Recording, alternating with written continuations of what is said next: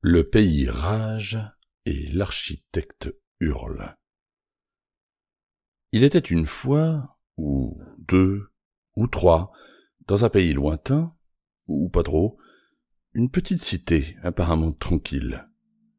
Grand-Jean, le maître des lieux, vivait dans une magnifique demeure, édifiée à quelques pas de celle de son prédécesseur de père et de celle du père de son père, par Tarkan, architecte tout autant talentueux que son père ou que le père de son père.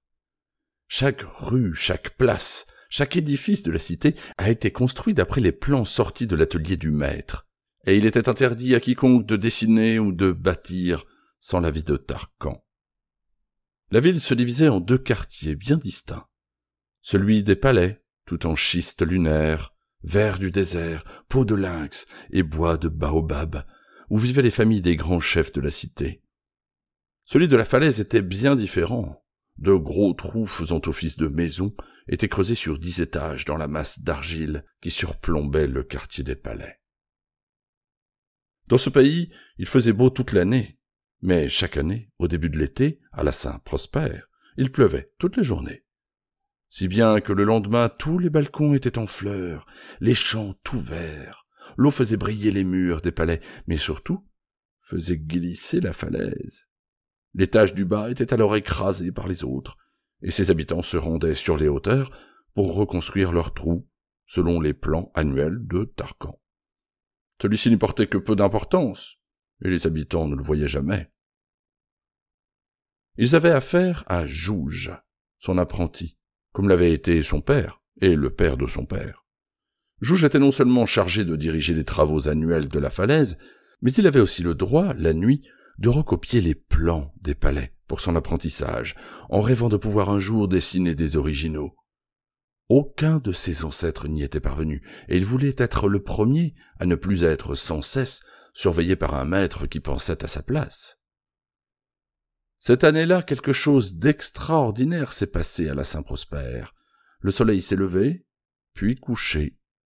Pas une goutte n'est tombée sur les champs, pas plus sur les murs de schiste, et encore moins sur la falaise d'argile. Il en fut ainsi pendant tout l'été, et toute l'année.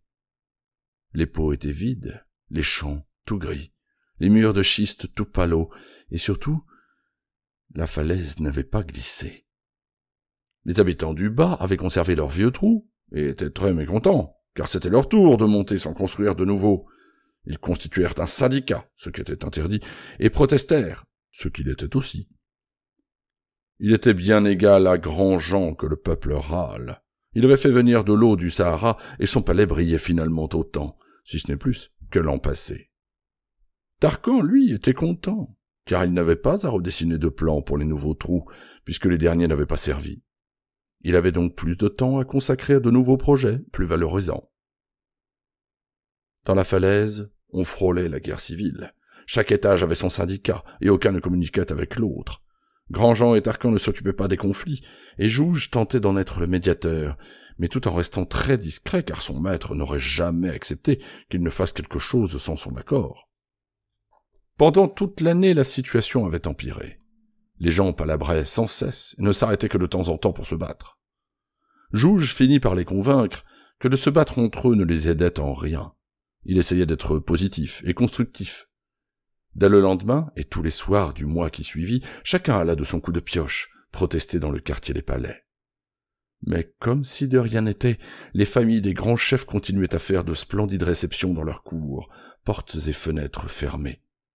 On entendit le soir, pendant plusieurs mois, dans les rues du quartier des palais, des « c'est délicieux » et même des « que la vie est belle ». Je ne peux malheureusement vous dire ce qui se disait dans la falaise à la même époque. La décence me l'interdit. L'année suivante, à la Saint-Prosper, il se passa quelque chose d'extraordinaire. Il plut toute la journée et tout le lendemain, si bien que les pots étaient trop petits pour accueillir les énormes fleurs. Les champs étaient verts, d'un vert très dense. Les murs des palais brillaient tellement qu'il fallait porter des lunettes de soleil. Mais surtout, la falaise n'avait pas glissé d'un étage, mais de deux. Tarkan n'avait pas prévu de nouveaux plans, et les deux syndicats d'habitants sans trous étaient très mécontents. Après s'être battus quelques jours à main nue, ils s'allièrent, et allèrent ensemble à l'atelier du maître, réclamer des plans, pour tous. Les portes de l'atelier restèrent désespérément fermées. Jouge, révolté par la situation, et atterré par le mépris de son maître, décida de s'enfuir, et de rejoindre les habitants de la falaise. Il partit avec le stock de papiers et de crayons de bois, empêchant ainsi le maître de travailler. Furieux de la trahison de son apprenti, Tarquin alla porter plainte à la police de Grandjean. Elle tenta d'aller, manu militari, récupérer le papier et les crayons.